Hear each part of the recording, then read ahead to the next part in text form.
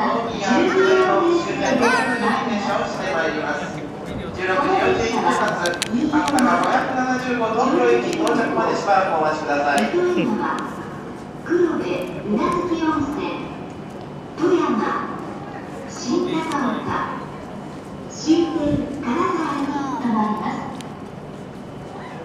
ブラックバスは12号車、グリーン車は11号車、自由席は1号車から4号車です。なお、全車両禁煙です。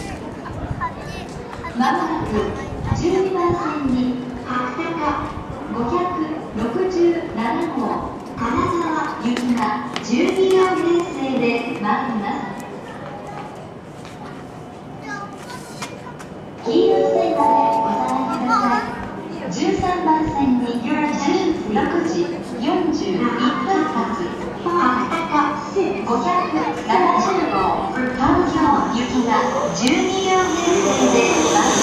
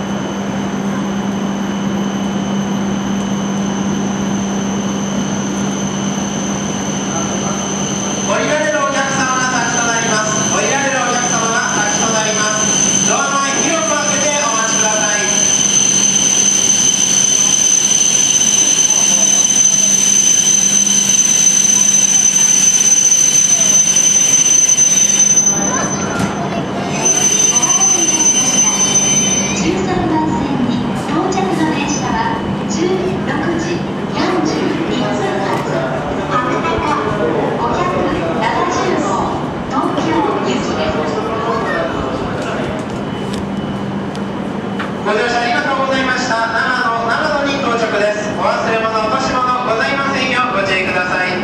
13番線に到着の列車は16時41分発、白鷹570号東京駅です。